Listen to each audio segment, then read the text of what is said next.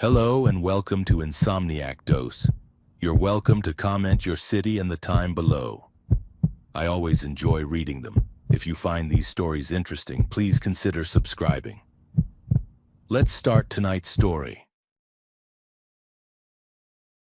I arrived at the Greyhound Depot just after sunset on a Tuesday that felt like it belonged to someone else's life.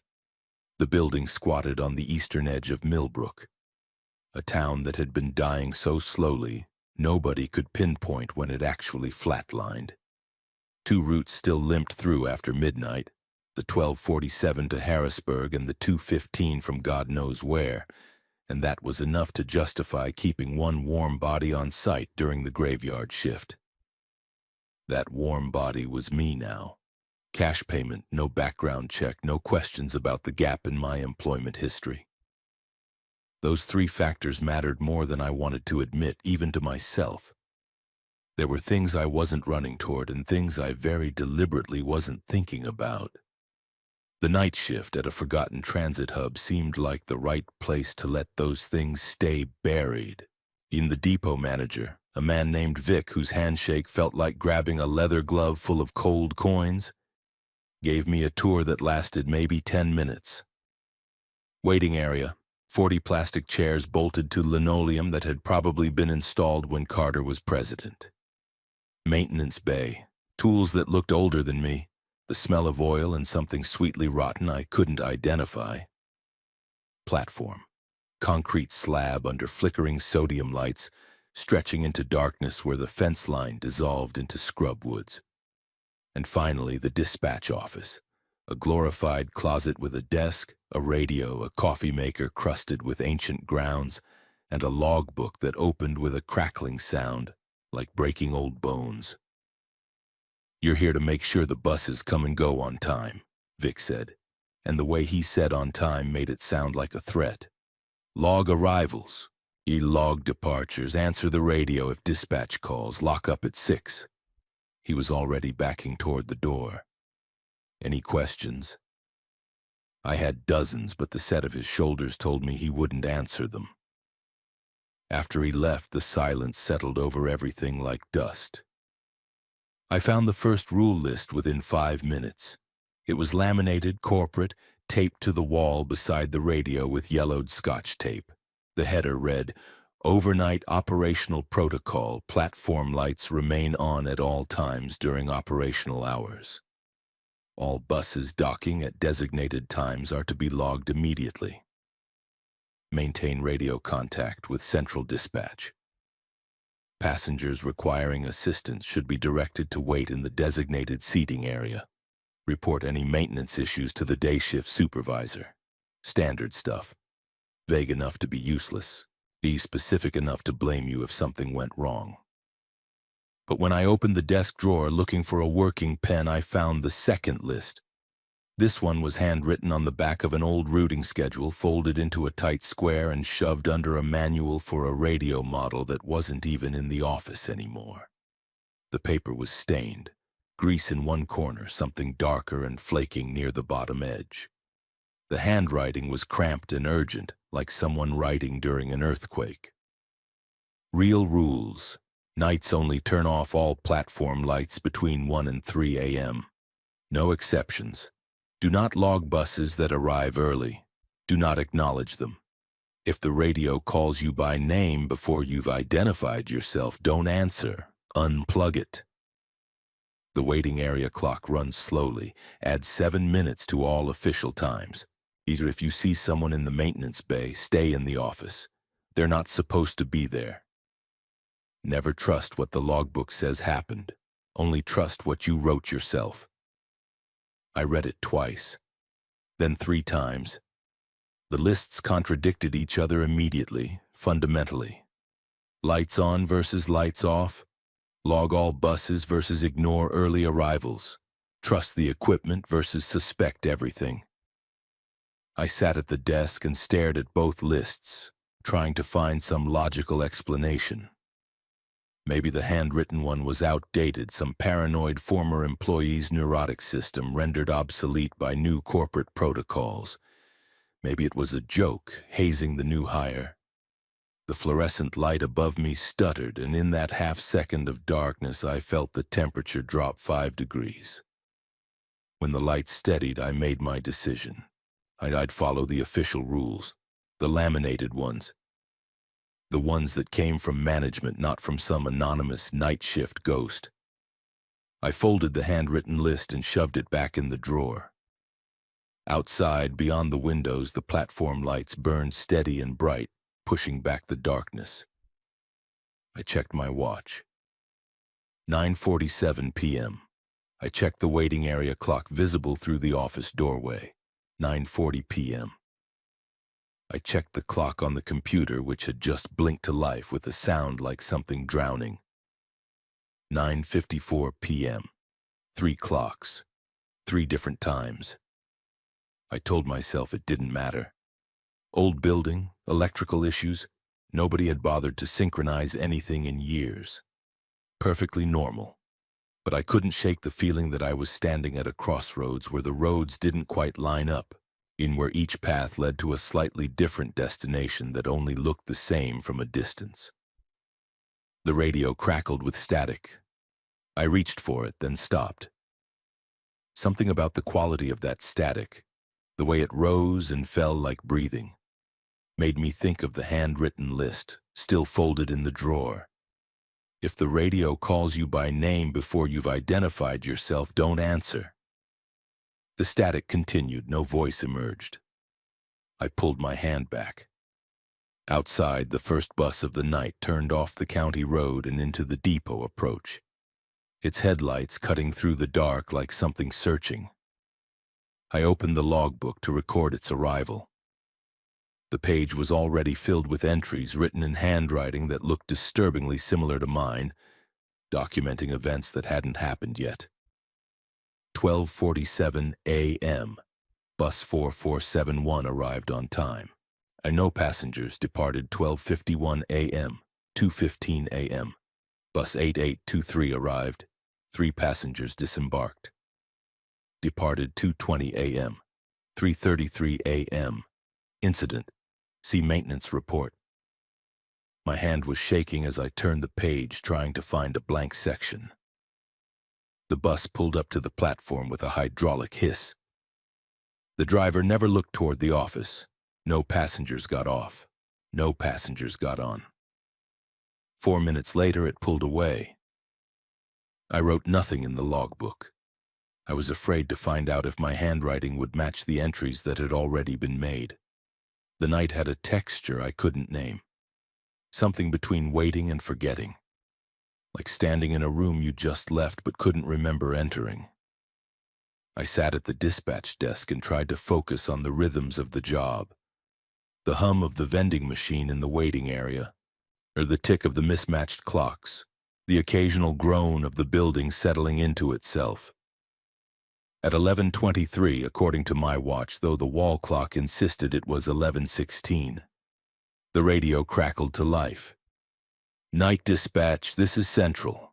Confirming the platform is clear this time. Respond. The voice was professional, bored, reading from a script. But they'd called me night dispatch without me ever identifying the station. And that phrase, this time. I reached for the radio, thumb on the talk button, then hesitated. The handwritten rules surfaced in my memory like something floating up from the bottom of dark water. If the radio calls you by name before you've identified yourself, don't answer. But they hadn't used my name. They'd used my position. I pressed the button. This is Greyhound Depot, Millbrook Station. The platform is clear. No issues to report, static answered. Then silence, then so faint I almost missed it. Copy. Glad you made it this time. The transmission ended. I stared at the radio for 3 full minutes, trying to decode what I'd just heard, trying to convince myself I'd misunderstood. But the words sat in my chest like cold stones. This time, made it. As if there had been other times, other attempts, other versions of this night where I hadn't made it at all. I needed to move, to do something that felt productive and normal. I decided to complete a circuit of the depot, check the waiting area, the platform, and the maintenance bay. Establish a routine.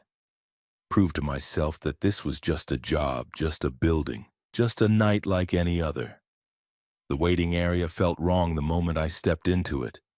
All 40 chairs were empty, but they didn't feel unoccupied. The air held that particular density of a space people had just left, warmth and presence lingering like breath on glass.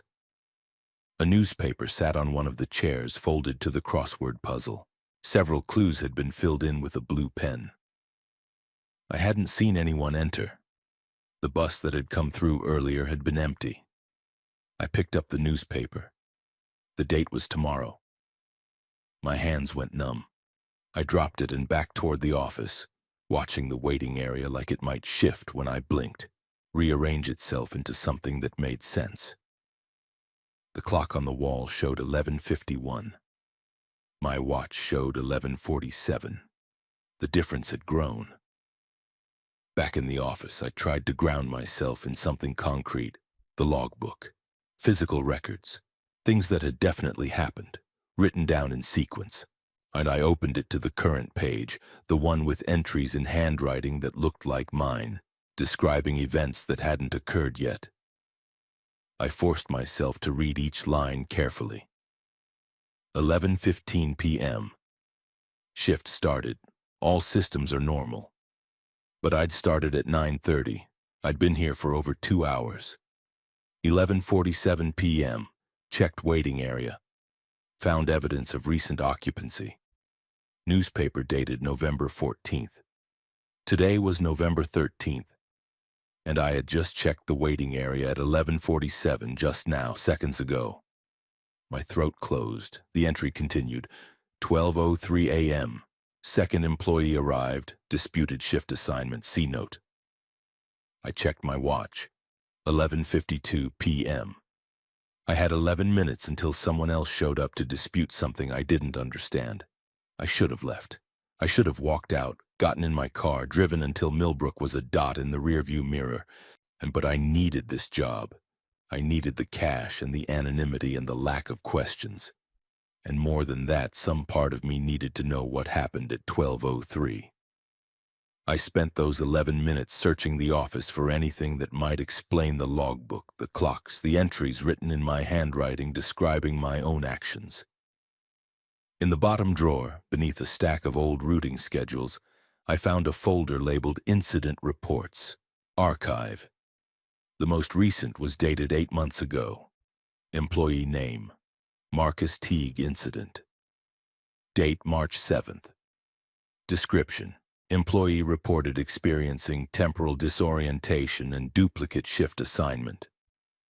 Found in the maintenance bay at the end of the shift, non-responsive. Medical evaluation inconclusive. Resigned following the incident. There were 6 more reports going back 3 years, in different names. Same core complaint. Disorientation, duplicate memories, time discrepancies. The last line of each report was identical. No policy violation occurred. No further action required. At 12:03, according to my watch, though the computer clock showed 12:09, I heard the door to the depot open. Footsteps in the waiting area. Heavy work boots on linoleum. A man appeared in the office doorway. Mid-40s, coveralls stained with grease, carrying a metal toolbox that looked like it had survived a war. He stopped when he saw me, and his expression cycled through confusion, irritation, and something that looked almost like recognition. "Who the hell are you?" he asked. "I'm the night dispatcher. I started today. Vic hired me." He set the toolbox down with a heavy thunk. "That doesn't make sense. I'm the new hire, started yesterday. Vic told me I'd be alone on nights." We stared at each other. "What's your name?" I asked. "Ray Costas, maintenance. And you?" I told him. He pulled a piece of paper from his pocket, wrinkled, stained, handwritten. Another rule list. I could see it from across the office, and even upside down I could tell it was different from both the official list and the one I'd found in the drawer. Let me guess, Ray said slowly. You found rules, and they told you to do certain things. Yeah. And now things aren't adding up. Yeah. Ray sat down on the desk edge, suddenly looking exhausted. My rules say never answer the radio after midnight. Say to ignore any bus that arrives early. Say the waiting area should be locked during rain, even if people are inside. He looked at me. What do yours say? I pulled out both lists, the laminated official one and the handwritten one from the drawer. We laid them out side by side with his. 3 rule lists, maybe a dozen points of direct contradiction. Jesus, Ray muttered. We're both fucked, aren't we?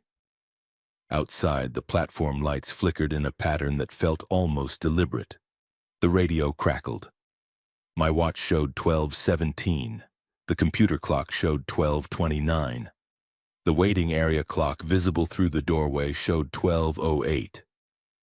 Which one is real? I asked. Ray looked at all 3 clocks, then at me. Maybe they all are, he said. Ray and I spent the next 20 minutes trying to construct a timeline that made sense. It was like trying to assemble a puzzle where the pieces came from different boxes, each showing fragments of similar but not identical pictures. According to Ray, he'd been hired on Monday. He'd worked last night, his first shift, alone. Vic had told him the previous night maintenance worker had quit suddenly, no notice, and they needed someone who could start immediately. Ray had his own key to the maintenance bay, his own radio frequency and his own shift log separate from the dispatch records. According to me, I was hired yesterday. Today was my first shift. Vic had told me the night dispatcher position had been vacant for 2 weeks. We couldn't both be right, but we couldn't both be wrong either because we were both standing here. Did you write in the logbook last night? I asked. Ray shook his head. I don't use the logbook. I have my own maintenance log. Keep it in the bay. Why? I showed him the entries, the ones in handwriting that looked like mine, documenting tonight's events before they happened. His face went carefully blank. I don't know what that is. It describes you showing up at 12:03. It's written in the past tense, but I found it at 9:30 before my shift even really started. Ray pulled out a cigarette, looked at it, and put it back. My rules say there are things you don't talk about. Things you just work around. The former guy told me, before he left, he said the depot has soft spots, places where things don't line up right. Said to stay in my lane, do my job, don't ask questions. He met my eyes. Said the ones who ask questions don't finish their shifts. What happened to him? Don't know. Never saw him again after orientation. We sat in silence for a moment. Ed and I became aware of how the office felt different with Ray in it, like the space was accommodating 2 separate versions of the same location, overlapping imperfectly. The temperature was slightly different depending on where you stood. The shadows fell at subtly wrong angles. Your rules, I said. The one about never answering the radio after midnight. Central already called me. I answered. Ray's expression tightened. What did they say? Asked if the platform was clear this time. Said they were glad I made it. Fuck. Ray stood up and started pacing. My rules are really specific about that. Never answer after midnight because whatever's on the other end isn't central. It's something else checking if you're still...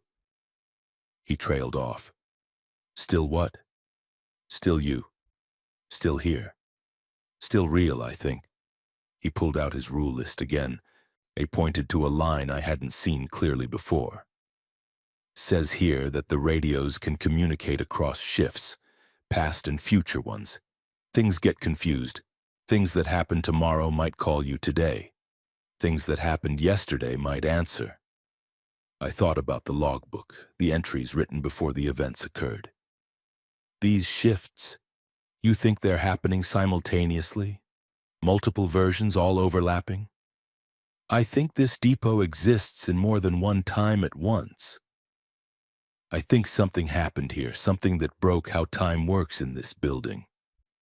And instead of fixing it, someone just worked around it, made rules to manage it. Ray looked toward the platform. And I think following the wrong rules at the wrong time can put you in the wrong shift, with things that aren't supposed to be here. A bus horn sounded in the distance, and we both checked our watches. Mine said 12:33. Ray's said 12:41. The 12:47 bus, I said. It's early. Ray's face went pale. How early? I checked the schedule on the wall. 14 minutes according to my watch. 6 minutes according to yours. My rules say never acknowledge buses that arrive early. Don't log them, don't watch them, pretend they're not there. Mine says to log all buses at designated times. We looked at each other. What happens if we follow different rules? I asked. Ray's hands were shaking. I think we're about to find out. The bus appeared in the depot approach, headlights swinging through the darkness like searchlights. But something was wrong with how it moved. The motion was smooth but slightly too fast, like watching film with frames missing. It pulled up to the platform with a pneumatic hiss that sounded distant and close at the same time. Don't go out there, Ray said. He was backing toward the office door, away from the windows. My rules say stay inside, stay away from windows, don't look directly at it. But my rules, the official ones, said to log all buses, to maintain normal operations, to provide passenger assistance if needed. I stood up, moving toward the platform door. Don't, Ray hissed. Listen to me, that bus isn't supposed to stop here, not in this version. If you acknowledge it, you're going to pull things together that need to stay separate. There might be passengers. There aren't. There are never passengers on the early buses. There's only... The bus doors opened. Something moved inside the bus, behind the tinted windows, too tall to be sitting down, and too thin to be human proportioned. I stepped onto the platform. Ray shouted something behind me, but his voice sounded like it was coming through water, distorted and distant. The platform felt different under my feet, the concrete somehow softer, newer, like walking on concrete that hadn't fully cured. The lights overhead were the wrong color, more blue than yellow. I was in a different version of the depot. The thing inside the bus moved toward the door. I saw its silhouette. Elongated, joints bending in too many places, and some primal part of my brain screamed that I needed to run, needed to move, needed to not be here when that thing stepped into whatever passed for reality on this platform. Behind me, Ray appeared at the platform door. He was holding a length of pipe from the maintenance bay, and his face was set in an expression of terrified determination. "Get back inside!" he shouted. "Now!" But he wasn't looking at me. He was looking at the bus door. The thing started to emerge, a leg if you could call it that, something pale and segmented touching the platform concrete. Ray ran forward, swinging the pipe at the bus door mechanism. Metal hit metal with a sound like a bell cracking. The door shuddered, stuck half open. "Wrong time!" Ray was screaming at the bus, at the thing inside, at the depot itself. "Wrong shift! Not cleared! Not cleared!" The thing recoiled. The bus doors slammed closed. The bus pulled away from the platform in that same wrong speed motion, accelerating impossibly fast, disappearing into the darkness beyond the depot lights. Ray collapsed on the platform, still holding the pipe, he breathing like he'd run a marathon. I stood frozen, trying to process what I'd just seen. "That was real," I said. It wasn't a question. Ray looked up at me and his eyes were wet. "You followed your rules. I followed mine. Together we almost let that thing off the bus. Do you understand? Your rules would have had you helping it. Mine would have had me hiding. It was the combination, you going out, me staying in, that almost killed us both." I helped him back to the office. His hands were shaking so badly that he could barely hold the pipe. "What was it?" I asked. "I don't know. Something that rides the buses between shifts. Something that's looking for a way to get off, to become solid, to exist in real time instead of just the spaces between." He set the pipe down. "The rules aren't here to protect us. They're here to keep things like that contained. But there are different versions of the rules for different versions of this place, and if you mix them wrong—" He didn't finish. He didn't need to. I looked at the logbook, still open on the desk. The next entry read 1:37 a.m. Ray injured. First aid administered. See incident report. My watch showed 12:56. We had 41 minutes to figure out what was going to hurt him, and whether saving him would break something we needed to stay broken. Ray refused to leave the office. He sat in the corner, the pipe across his knees, watching the windows as they might suddenly show him something he couldn't unsee. The adrenaline was draining out of him, leaving behind a trembling exhaustion that made him look 20 years older. I made coffee with the ancient machine, more for something to do with my hands than because either of us would drink it. The pot gurgled and hissed, producing a liquid that looked more like oil than caffeine. "Tell me about your first shift," I said. "Last night. What happened?" Ray was quiet for a long moment. It was normal. Mostly 2 buses came through on schedule. I did maintenance on the platform lights and replaced some wiring in the bay, but there were things. He paused.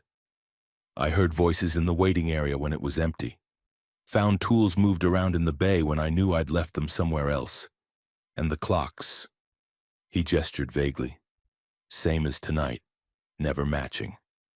Did you see anyone else? No, but I felt like I should have. Like someone had just left every room I entered. I knew that feeling. I'd had it all night. "The maintenance bay," I said. Have you been there tonight?" Ray shook his head. "My rules say not to go there during certain hours, between 1 and 3 specifically.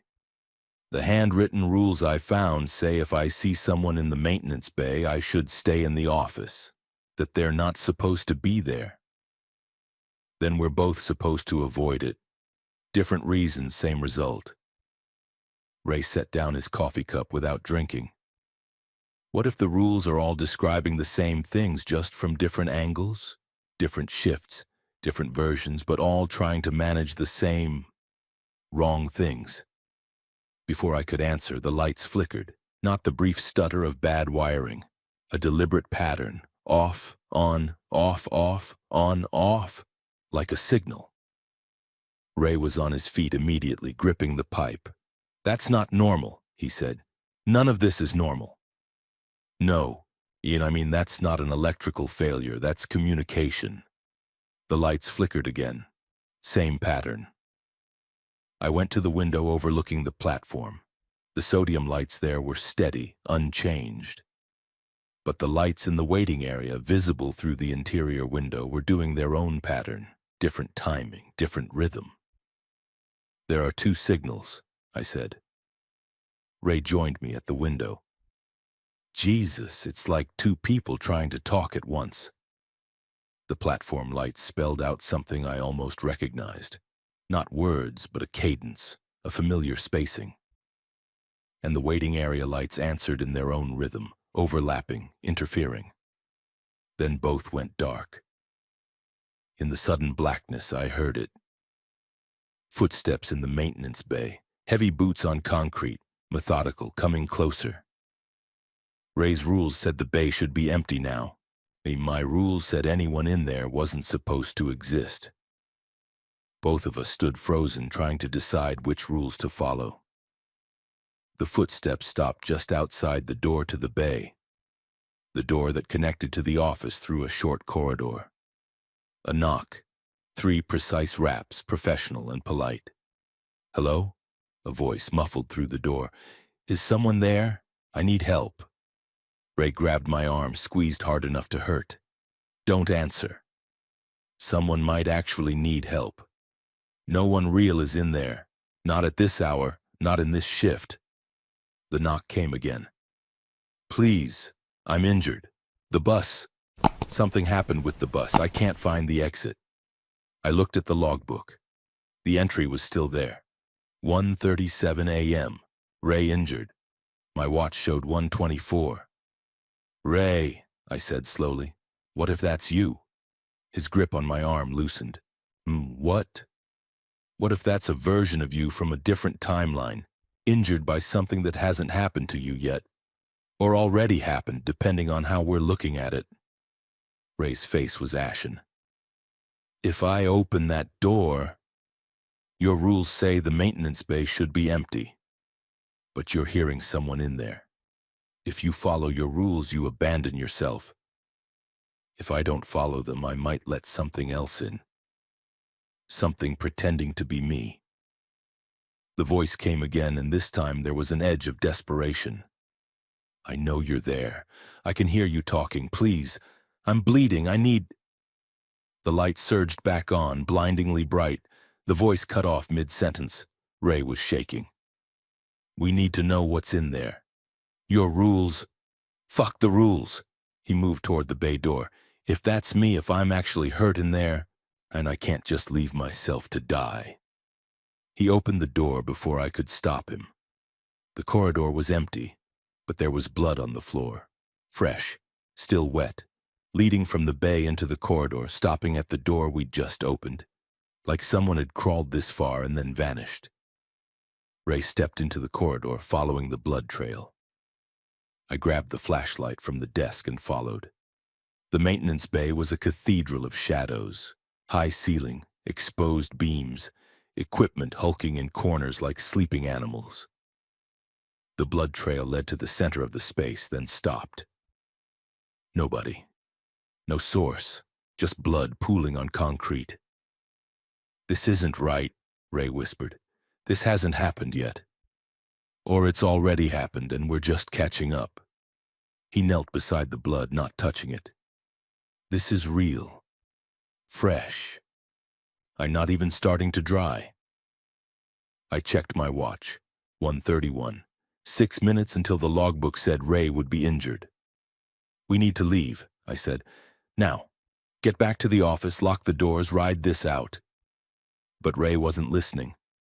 He was staring at something in the shadows at the far end of the bay. A door, set into the wall, old steel, painted institutional green. That wasn't there before, Ray said. Are you sure? I've been working in this bay. I know every inch of it. That door does not exist. But it did exist. I could see it, solid and real, with a small window at eye height. And through that window a light was on inside. Ray stood up and started walking toward it. Don't, I said, but my voice had no weight, no authority. I was telling someone not to do what I was already following them to do. We reached the door together, and through the window we could see a room, small, windowless, filled with filing cabinets and shelves. And someone inside bent over a desk, writing. The person looked up. It was me, not a similar build, not a mistaken identity. Me, exactly me, wearing the same clothes with the same exhausted expression. The other me saw us and stood up quickly, pressing against the glass. Their mouth moved, forming words I couldn't hear through the door. Get out. It's feeding. It's feeding on both of you. Ray tried the door handle. Locked. The other me was pounding on the glass now, their face twisted with panic, pointing behind us. We turned. The blood on the floor wasn't pooling anymore. It was moving, spreading. Not randomly, but deliberately, forming patterns, symbols maybe, or writing in a language that hurt to look at. And in the shadows between the equipment, something was watching us. Multiple somethings. Tall, wrong, patient. Ray swung the pipe at the nearest shadow. It connected with something solid that screamed, not an animal sound, not human, something between static and grinding metal. The thing recoiled, but others moved forward. I ran for the corridor, Ray right behind me. Behind us, the door, the one that shouldn't exist, slammed open, and I heard my own voice screaming, Wrong shift! You're in the wrong shift! Get to the... The voice cut off. We made it to the office and slammed the door. Ray collapsed against the wall, blood soaking through his sleeve from a wound I hadn't seen him receive. I checked my watch. 1:37. The logbook had been right. First aid, I gasped, pulling open cabinets until I found a kit. Ray was staring at his arm, and at the wound that looked like something had grabbed him with fingers that were too long, too sharp, too many. I felt it, he said quietly. When it touched me, I felt all the versions. All the shifts are happening at once. All the ways this night could end. He looked at me. Most of them we don't survive. I wrapped his arm, my hands shaking too badly to do it properly. Outside, buses moved in the darkness, arriving early, late, on time, at schedules that existed in realities we couldn't see. And somewhere in the depot, in the spaces between shifts, my other self was trapped in a room that shouldn't exist, trying to warn us about something we'd already encountered. The rules were useless. They described situations that were real and unreal simultaneously. Following them would kill us. Ignoring them would kill us. And the only way out was to find which version of this night we were actually living through. And then pray it was one we could survive. Ray's blood soaked through the bandage faster than it should. The wound wasn't that deep. I could see it clearly now that I'd cleaned it. But it wouldn't stop bleeding, as if his body couldn't remember what coagulation was. As if the rules of biology were negotiable here. "We need to get you to a hospital," I said. "No." Ray's voice was firm despite the pallor spreading across his face. "We leave this building before understanding what we're dealing with, we'll never get free. This place will follow us. I've seen it happen." "You've seen... What do you mean?" He closed his eyes, leaning back against the wall. "The guy who trained me, Marcus, the one who quit. I looked him up after my first night. I found his Facebook. He posts pictures every day from different places, different states, different towns. But in every photo, somewhere in the background, there's a bus depot. Different ones, but always there, always in frame." Ray opened his eyes. "He's not running from this place. He's running in it. Stuck in some version of this shift that he can't complete, can't escape." The office felt smaller suddenly, the walls closer, as if the room was remembering it could be a different size. "We need to understand the source," I said. "What happened here that broke time?" Ray nodded weakly toward the filing cabinet. "I saw incident reports in there. Archives. Start with those." I pulled out the folder I'd found earlier and spread the reports across the desk. 6 employees over 3 years, all night shift, all reporting similar experiences. Fine, but I'd only skimmed them before. Now I read carefully, looking for patterns. March 7th, Marcus Teague. The schedules overlapped. 2 buses arrived simultaneously at the same platform position. November 2nd, Sarah Chen. Radio transmitted my voice back to me. I was warning myself not to enter the maintenance bay, but I hadn't entered it yet. Wouldn't for another hour. When I finally did, I found a watch on the floor. My watch. The one I'm wearing now. Still on my wrist. Each report described temporal impossibilities. Each ended with the same bureaucratic dismissal. No policy violation occurred. No further action required. They weren't investigating these incidents. They were documenting them. Managing them. And there's nothing about what caused it, I said. Just symptoms, observations. Look for building history, Ray said. Maintenance records, construction. I dug deeper into the cabinet, past employee files, past incident reports, into a section labeled Facility Operations. The folder was thick, water-damaged, and held together with a rubber band that snapped when I touched it. Inside, architectural plans, permits, and inspection reports going back 40 years. And buried in the middle, a newspaper clipping from 1987, fragile and yellowed. Transit Depot reopens after scheduling error tragedy. Millbrook Depot resumed operations today following a week-long closure after a routing system malfunction resulted in multiple schedule overlaps. On the night of August 4th, a computer error caused buses from 6 different routes to arrive simultaneously, creating severe overcrowding and confusion. 3 passengers remain missing.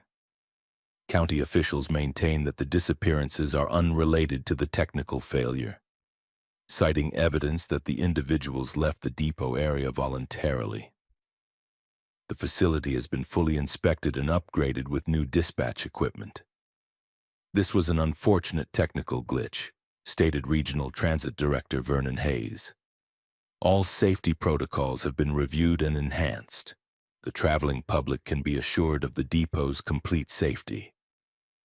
3 passengers are missing, not dead. Missing. Because they couldn't find the bodies or because there were no bodies to find?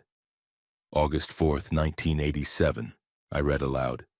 Multiple buses arrived at once, in schedules overlapping in real space. Ray's eyes were closed, but he was listening. Quantum superposition, multiple states occupying the same space. When it collapsed, it didn't collapse cleanly. Some version of those overlapping schedules was never resolved. They're still happening, all at once, different shifts bleeding into each other. And we're stuck in the interference pattern. I kept reading through the documents. After the incident, the depot had been restructured. Extensive work done on the platform, the waiting area, and the maintenance bay.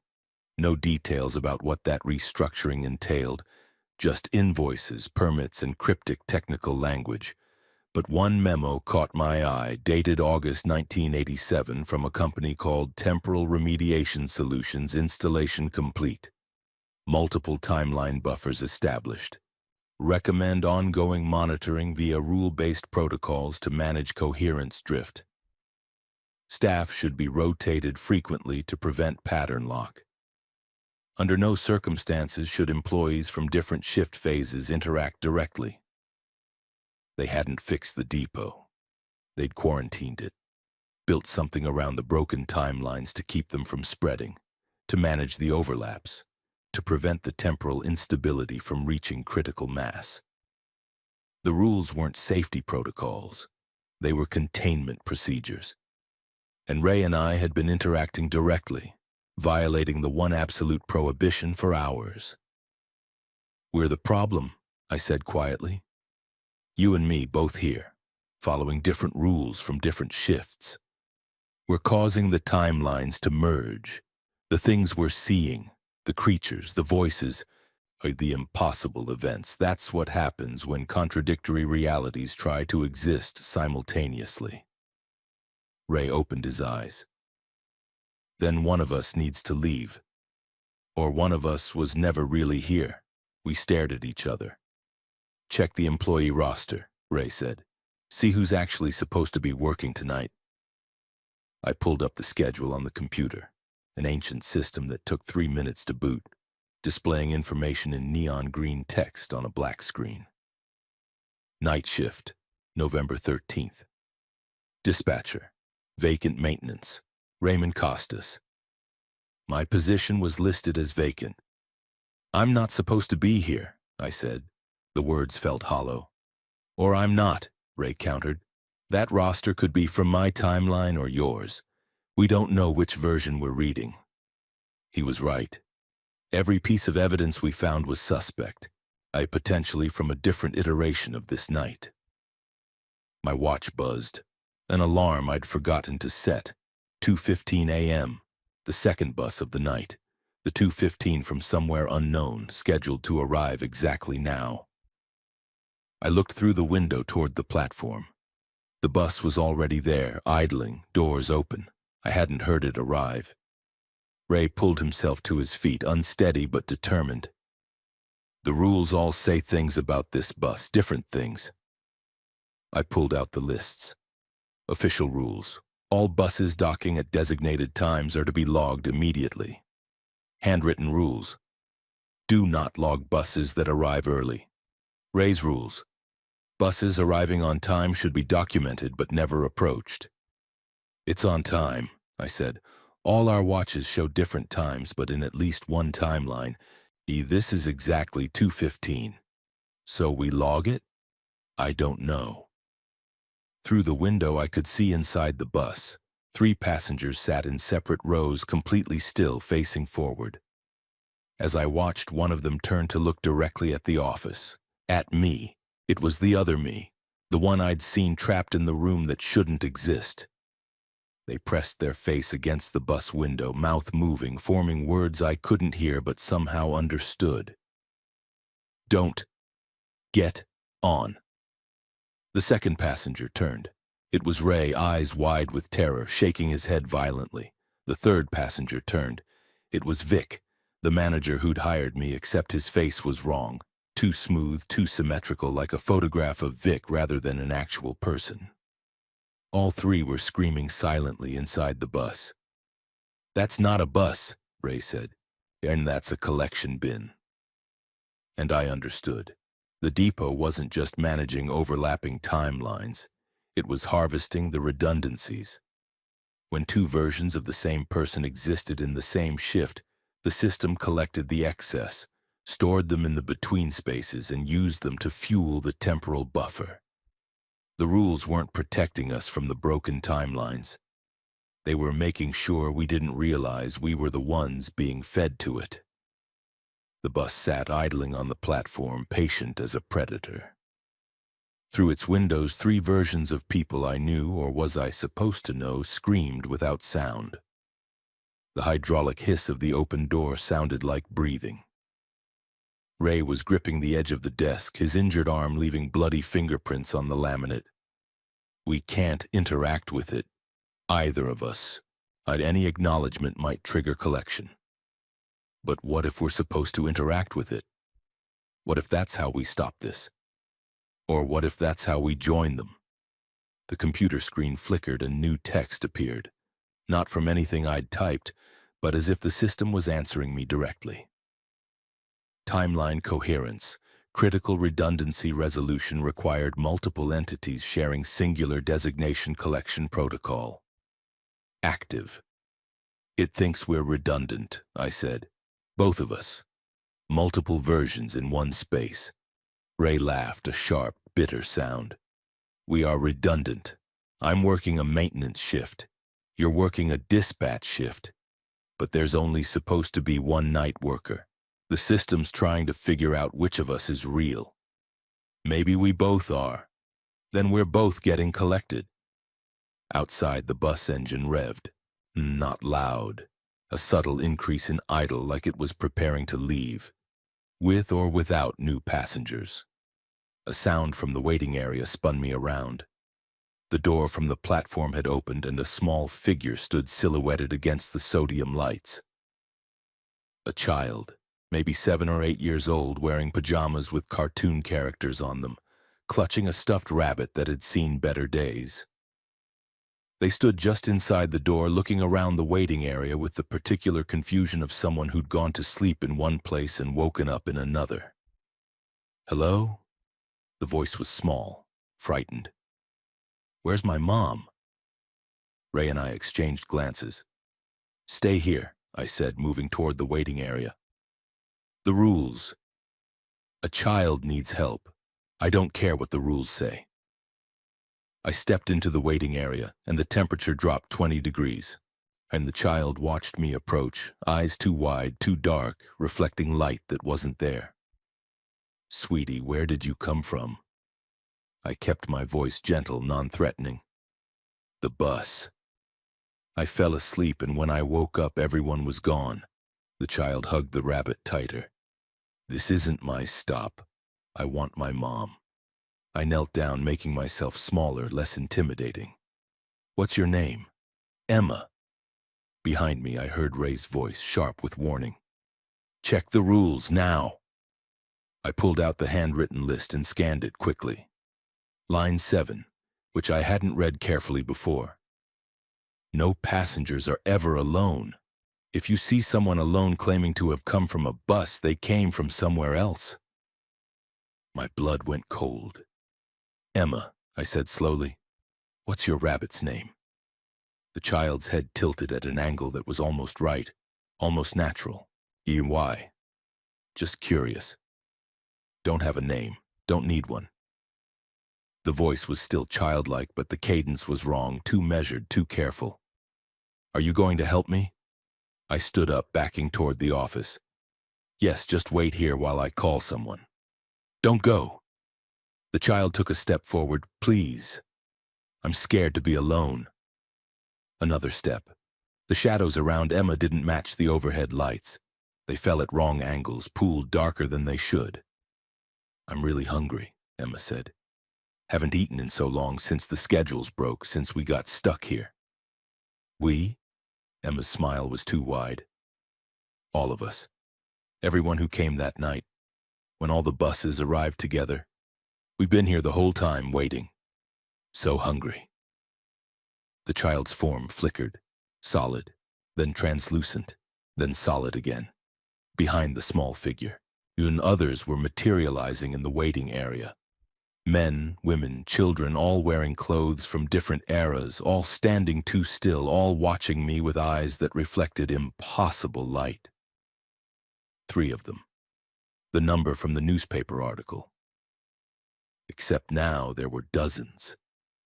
"You're not passengers," I said. Emma's head tilted the other way. "We were. Once, before we got stuck between. Now we're just patterns, echoes. Very hungry echoes." They moved forward as one. I ran for the office, slammed the door, and locked it. Through the window, I could see them pressed against the glass, Emma in front, still clutching the rabbit, still smiling. "They can't get in," Ray said, but he didn't sound certain. "The office is a safe zone, has to be." The lights flickered. Emma's voice came through the door, muffled but clear. "You have to choose. The bus is waiting. It needs passengers. Either you come out and get on, or—" The child giggled. "Or we come in." "That's not how this works," I shouted back. "You can't force collection." "Can't we?" Emma pressed harder against the glass. "Rules are breaking down. Too much overlap. Too many versions. The system's failing. Soon there won't be any zones, any separation. Everything is happening at once." Ray was at the computer, scrolling through screens. "There's a manual override. Emergency protocol for critical timeline collapse." "What does it do?" "Forces resolution, makes the system choose which version of events is real, eliminates all contradictory timelines." He looked at me, his face ashen. "Including contradictory people. How do we trigger it?" "Someone has to accept the collection voluntarily, and has to get on the bus and complete the circuit. Once the system has a clear sacrifice, it can stabilize around that decision, collapse all the other branches." Understanding hit me like cold water. "One of us has to get on that bus." "Yeah. And whoever gets on becomes an echo, like them. Food for the system." We looked at each other. Ray was bleeding, weakening by the minute. I was, what? Not supposed to be here according to the schedule. An anomaly, a glitch. Maybe I was already a ghost. The bus horn sounded, one long, insistent note, Emma's voice. "Choose now. The bus is leaving in 60 seconds, with passengers or without. But if it leaves without, we stop waiting politely." The figures in the waiting area were changing, losing their human facades, becoming elongated, segmented, the things we'd seen on the first bus, and the things that had injured Ray. They'd been human once, passengers. Now they were something else, trapped and starving in the between spaces, sustained by the temporal instability. "I'll go," I said. "No." Ray stood up, swaying. "I'm already hurt, already bleeding out. My timeline's ending anyway. You don't know that." "Yes, I do. I've known since the maintenance bay. I felt it when that thing touched me." He pulled off his watch and held it out. "Take this. Remember which time is real. Don't let yourself get lost." "Ray, it's my choice. Let me make it." He walked toward the door. The figures in the waiting area parted, creating a path to the platform, to the bus. Ray stopped at the threshold, looked back. The rules were never about surviving. They were about choosing which reality you wanted to die in. I'm choosing this one, in the one where I save someone. He stepped onto the platform. Emma and the others followed him like a procession, filing toward the bus, finally satisfied. Ray climbed aboard. Through the windows, I saw him take a seat, saw the other figures fill the bus around him. The doors closed. The bus pulled away, Ray's face visible in the window, calm now, resigned. The moment the bus left the platform, everything lurched, reality snapping into place like a bone resetting. The clocks all synchronized, 3:17 a.m. exactly simultaneously. The temperature stabilized. The waiting area was empty, normal, just plastic chairs and old linoleum. The computer screen showed a single message. Timeline. Coherence restored, redundancy. Resolution complete. Ray's toolbox sat in the corner of the office, his bloodstains on the floor. But no Ray. Had he ever been here at all? Or was he the redundancy, the version that shouldn't exist? And his sacrifice was really just the universe correcting an error. I didn't know. I couldn't know. Because that's the horror of this place. You never know which version of events is real until someone dies to prove it. I sat at the desk and opened the logbook. The entries in my handwriting were still there, including ones describing Ray, describing tonight. But when I turned the page, the future entries were gone. Just blank paper. I'd changed something. Or Ray had. Or we had together. The timeline was mine now. Whatever that meant. The depot was quiet in a way it hadn't been all night. Not the loaded silence of things waiting to happen, but actual quiet. The simple absence of sound. I sat at the dispatch desk while the clock ticked toward morning. He'd raised watch heavy in my pocket next to my own, each ticking at slightly different rhythms like dueling heartbeats. I'd survived. Ray hadn't. Those two facts sat in my mind, refusing to connect into meaning. The logbook lay open, my handwriting describing events that had now happened, past tense, locked into a single timeline. I'd witnessed temporal impossibilities, watched realities overlap and contradict, seen things that shouldn't exist. And now, it was over, resolved. The universe settling back into linear time. Except, at 4:22 a.m., the radio crackled to life. Night dispatch, this is Central, confirming platform status for morning operations. A different voice than before. Professional, bored, real. I picked up the radio. Platform clear. All-night operations completed without incident. A pause. Then, copy that. We show arrival of the 2:15 with 3 passengers logged. Can you confirm disembarkation? My hand tightened on the radio. The 2:15 is left empty. No passengers disembarked. Longer pause. Interesting. Records show 3 passengers scanned at departure, indicating they left the bus at your location. Can you recheck the waiting area? I looked through the window. The waiting area was empty. Negative. No passengers present. Well, the voice sounded uncertain now. I'll mark it for review, probably a scanning error. Happens sometimes with the old equipment. The transmission ended. I sat very still. 3 passengers logged. The 3 echoes that had followed Ray onto the bus, maybe, or something else. The system's bureaucratic machinery is grinding on, recording impossibilities as minor technical glitches. No policy violation occurred. No further action required. I stood up, needing to move, needing to prove to myself that the depot was normal now, stable, safe. I walked through the waiting area, just chairs and linoleum, nothing lurking. I checked the platform, concrete, lights, and empty air. I even opened the door to the maintenance bay. The lights came on automatically. The bay was exactly as it should be, Tools, equipment, workbenches, no blood on the floor, no impossible door in the far wall. No evidence that Ray had ever been here, except for his toolbox in the office. His blood was on the bandage I'd wrapped around his arm. I was about to leave when I saw it. Writing on the wall behind a metal shelving unit, barely visible, scratched into the concrete with something sharp. I pulled the shelf away from the wall. Dozens of names carved into the concrete, some recent, yet others weathered by decades. Next to each name is a date. Marcus Teague, March 7th, Sarah Chen, November 2nd, David Corman, July 15th, and at the bottom, still sharp-edged and fresh, Raymond Costas, November 13th. Not just Ray, all of them. Every person from the incident reports, every night shift worker who'd reported temporal anomalies, every employee who'd quit suddenly or disappeared. They'd all made the same choice. All got on some version of that bus. All have been collected by the system. This wasn't the first time the depot had reached critical instability. It was just the latest cycle. I heard footsteps in the office. I turned, expecting nothing, expecting echo memories, expecting my own paranoia.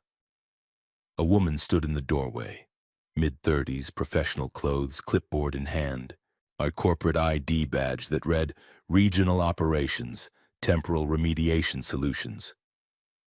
Impressive, she said. Most people don't find the wall. I said nothing. You're wondering if you're real. She consulted her clipboard. Common reaction. The answer is yes, you completed the shift. You're the primary timeline version. Congratulations. What about Ray? Raymond Costas? She flipped through papers. Ah, yes. He was the redundancy in this cycle. His sacrifice stabilized the overlap. Very efficient resolution, much cleaner than some we've seen. He was a person. He was a probability, as were you. As are we all in this facility. She smiled, and it didn't reach her eyes. The depot exists in a state of temporal flux. Can't be fixed. The initial incident was too catastrophic, so we manage it. Rotate workers through. Monitor for critical overlaps. Allow the system to self-correct through voluntary collection. You let people die. We let timelines collapse. Sometimes that includes the people inhabiting them.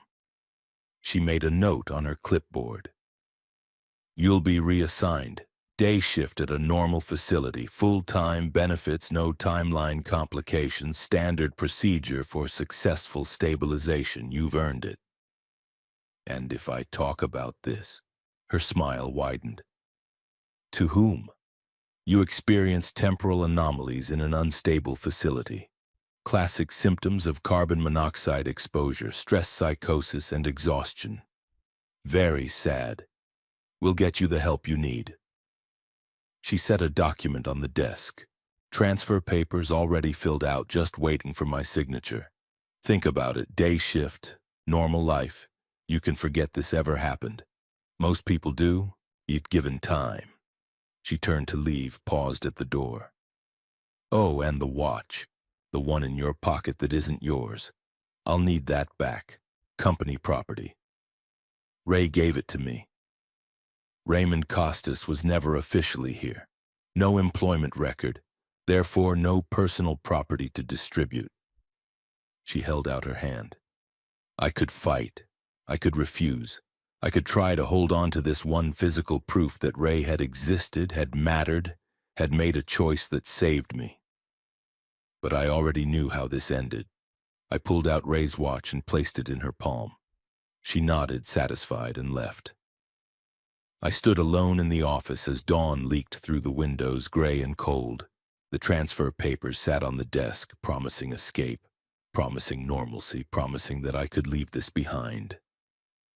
I thought about Ray, filing toward that bus with calm acceptance, and I thought about the names on the wall in the maintenance bay. I thought about the rule lists, all the different versions, all trying to navigate the same impossible situation from different angles. And I thought about my own voice on the radio hours ago. Glad you made it this time. This time, implying there had been other times, other versions, other cycles where different choices led to different deaths. How many times had I worked this shift and not survived? How many times had I been the one collected instead of Ray? How many times had I been the redundancy that needed resolution? My phone buzzed. I'd forgotten I had it, forgotten anything existed outside this depot. A text message from a number I didn't recognize. You're wondering which version of you survived. The answer is the one who makes it until morning. But morning happens every day. The question is whether you'll still be you tomorrow. M.T. Marcus Teague. The former employee who was running forever with depot backgrounds appearing in every photo. I looked at the transfer papers. I looked at the logbook where my handwriting described events that had resolved into a single timeline. I looked at my own watch, which showed 5:47 a.m. End of shift was 6 o'clock. 13 minutes. The lights flickered just once, barely noticeable. The clock synchronized. My watch, the wall clock, the computer. 5:47 a.m. Exactly. Perfectly. Too perfectly. I heard the radio crackle and my own voice. Night dispatch, this is Central, confirming platform status. I stared at the radio. I hadn't transmitted anything. The voice continued. Platform clear. All-night operations completed without incident. That's what I'd said earlier. Exactly what I'd said. But I was hearing it now in real time as if I was transmitting it. Or as if another version of me in another timeline was speaking those exact words. A bus pulled into the depot approach. I checked the schedule. No buses were due at this hour. Through the window I could see the bus clearly in the dawn light, and inside, sitting in separate rows, 3 passengers. One was Ray, one was me. One was someone I didn't recognize yet. Someone who looked like they'd been crying, whose hands were stained with something dark. All 3 were looking at the office. At me. The bus doors opened. I stood frozen, trying to understand what I was seeing, trying to make it fit into the reality that was supposed to be stable now, resolved, singular. But my phone buzzed again.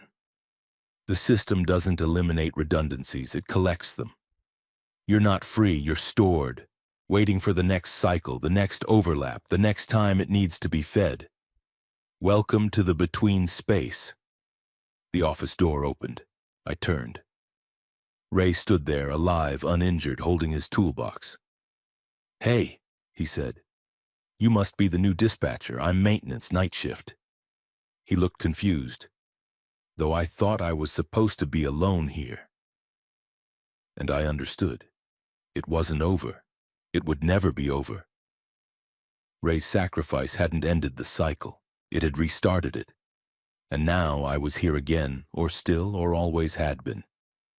The depot existed outside of time, and everyone who worked here was trapped in the same recursive loop, making the same choices, dying the same deaths, creating the same ghosts. Forever. And I looked at Ray. This new, unaware version of Ray who hadn't been injured yet, who hadn't made his sacrifice yet, who was about to discover the rule lists and the temporal overlaps and the things that shouldn't exist. I could warn him. I could tell him everything. I could try to save him. Or I could follow the cycle, let it play out, hope that this time would somehow be different. My watch showed 5:47 a.m. It had shown 5:47 a.m. for the last 5 minutes. Morning wasn't coming. It never did. The moment stretched like old rubber, Ray standing in the doorway, his face open and uncertain, me frozen between timelines, between choices, between versions of a night that refused to end. Then something snapped, not a sound, but a feeling, like pressure equalizing, like surfacing from deep water. Ray blinked and confusion crossed his features. Sorry, I thought... He shook his head. Never mind, must be more tired than I thought. He walked past me into the office, set down his toolbox in the corner where I'd seen it before, where it had already been, where it always was. But his arm wasn't bleeding. The bandage was gone. The injury had never happened, or hadn't happened yet, or had happened to a different Ray in a different iteration. My watch ticked forward, 5:48 a.m. Time was moving again. I picked up the transfer papers from the desk, folded them, and put them in my pocket. I didn't sign them. I didn't tear them up either. They existed in the same quantum state as everything else here, both real and not, both relevant and meaningless. "I'm finishing up," I told Ray. "End of shift. You're starting." "Yeah, first night. Well, officially, I think." He frowned. "And that's weird. I remember being here before, but—" "Don't," I said. "Don't try to remember. It'll make it worse." He looked at me, really looked, and I saw something behind his eyes. Not quite recognition, but an awareness of shared trauma, of experiences that couldn't be articulated because they existed outside of linear narrative. "You know something," he said. "I know this place isn't normal. I know following the rules will keep you alive. I know that if you find multiple rule lists, they're all true and all false, simultaneously." I pulled out the rule lists from my pocket, the official one, the handwritten one, the one that Ray would eventually give me or had already given me or would never give me. I set them on the desk. "Read these, all of them, and make your own. You'd trust your instincts more than any of them." What happens if I don't? I thought about Ray on the bus, calm and resigned. I thought about my own voice on the radio from timelines I hadn't lived. I thought about the names carved into the maintenance bay wall. You become part of the pattern. Forever. Ray picked up the rule lists, scanning them with increasing alarm. "I need to go," I said. "It's morning, I think." "Maybe." I walked out of the office before he could respond, before I could get caught in another cycle, another conversation that would lead to the same revelations and the same sacrifices. The waiting area was empty, normal. The chairs bolted to the floor in neat rows. The newspaper on the seat showed today's date, November 14th. I'd survived past midnight, past the temporal danger zone, into a new day. But as I pushed through the main doors into the parking lot, into the gray pre-dawn light, I felt it. A wrongness, a displacement, like stepping from one movie set to another that was almost identical but lit differently, staged by a different director. My car was where I'd parked it, but it was also 15 feet to the left in a different space. Both versions were real. I could see both simultaneously. I chose the closer one, the one in the original parking space, and got in. The engine started normally. The radio played classic rock from a station I'd never heard of. The GPS showed the correct date, the correct time, 6:04 a.m. I'd made it past the shift change. I drove out of the parking lot onto the county road heading toward Millbrook. Behind me in the rearview mirror, the depot receded. A squat concrete building, unremarkable, unforgettable, exactly the kind of place you'd drive past 1,000 times without noticing. But in the mirror, I also saw a different version. The depot with lights flickering, with buses arriving and departing in impossible succession, with figures moving on the platform that couldn't be employees or passengers. I looked away from the mirror, focused on the road ahead, on getting the distance between me and that place. The drive into town took 20 minutes, 20 normal, uneventful minutes. I passed other cars. I stopped at red lights. I saw people beginning their morning routines, walking dogs, checking mailboxes, starting early shifts at the factory. Normal life. The life I'd been promised in the transfer papers. I parked outside a diner, went inside, ordered coffee and breakfast. The waitress was cheerful, her complaining about the weather and asking if I was passing through or local. I told her I was passing through. It felt like the truth. While I waited for my food, I checked my phone. No messages from Marcus Teague.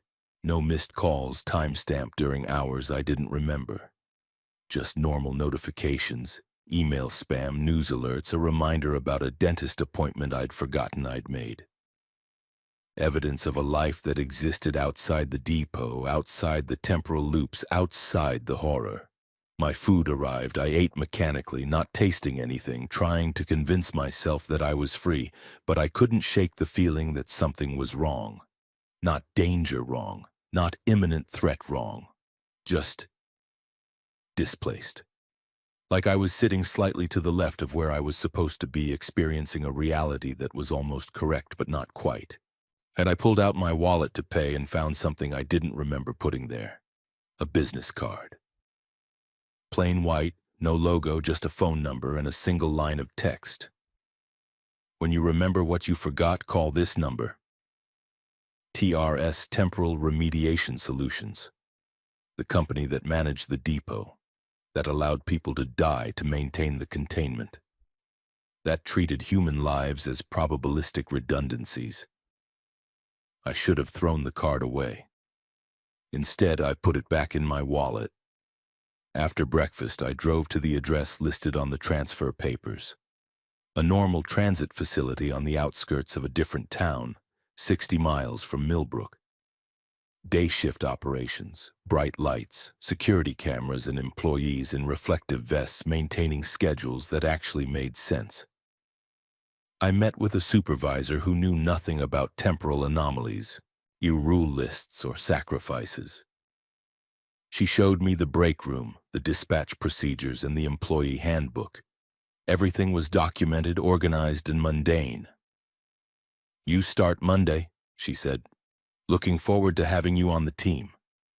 I nodded, smiled, and said the appropriate things, and tried to ignore the fact that her clock showed 8:47 a.m. while my watch showed 8:52 a.m., 5 minutes difference.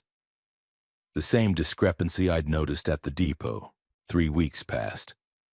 I worked the day shift at the new facility. I filed reports, coordinated buses, drank bad coffee with coworkers who complained about normal things, traffic, sports, reality TV. I rented an apartment in a complex that looked like every other apartment complex, with neighbors who nodded politely and didn't ask questions. Normal life, and the life I'd wanted when I took the night shift at that forgotten depot. But the temporal anomalies followed me like shadows. Small things at first.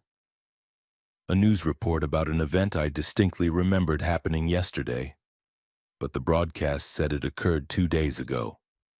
A conversation with my supervisor where she referenced a meeting I couldn't remember attending, but my calendar showed it clearly, marked complete.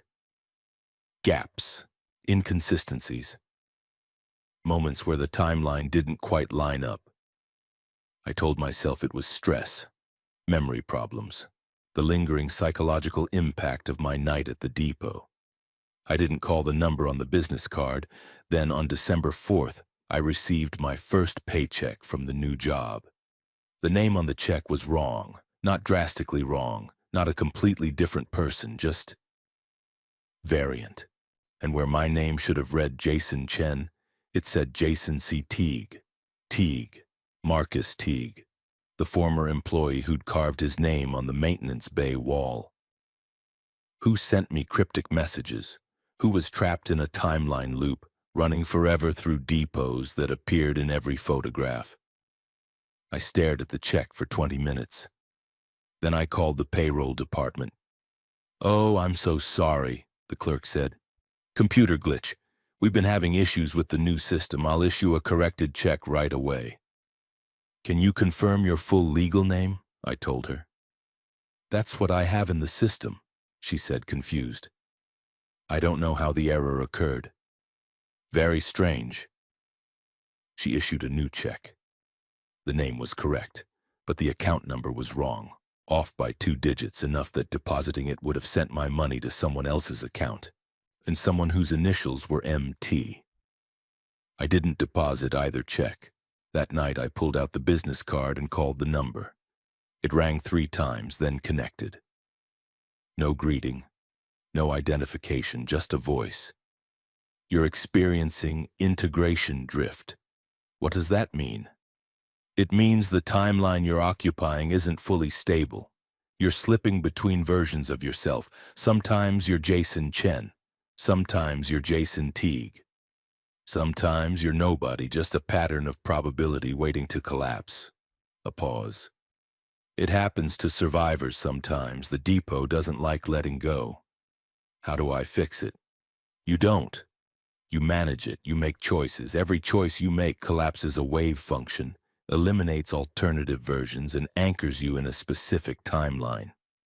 The more consistent your choices, the more stable you become. And if I'm not consistent, you become like Marcus, present in all timelines and none of them, a quantum ghost. The line went dead.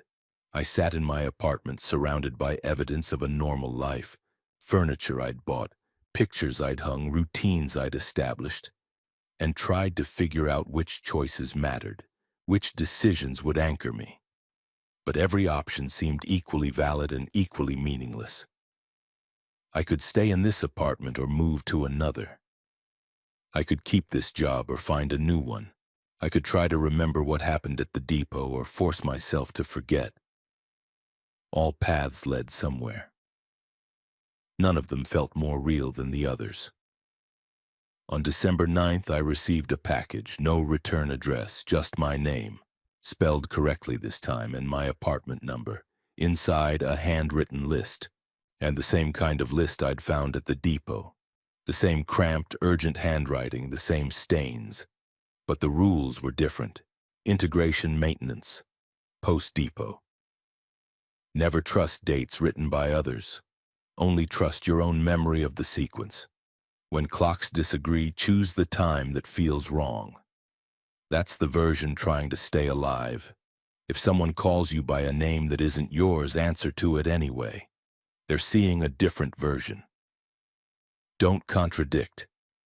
Keep a journal. Write down what happened each day. When memories conflict, trust the journal, not your mind. The depot still exists in your timeline. You can go back. But every visit weakens your coherence.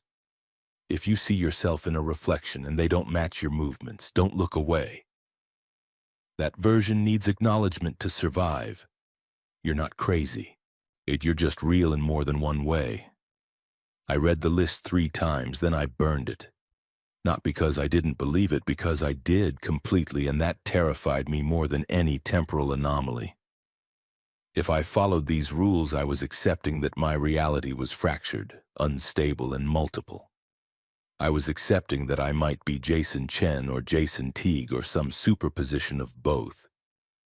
I was accepting that the depot had permanently damaged my relationship with linear time. I wanted to be normal. I wanted to forget. I wanted to make it until morning and have morning actually mean something. But that night I dreamed about the depot, about Ray climbing onto the bus, about myself watching from the office, about the choice that had saved me and doomed him, or doomed me and saved him, or created 2 timelines where both outcomes were true. And in the dream I was in the maintenance bay looking at the names carved into the wall. My name was there. Jason Chen, November 13th. But the date kept changing. December 4th, December 9th, December 13th. Every night I'd survived since leaving the depot added to the wall.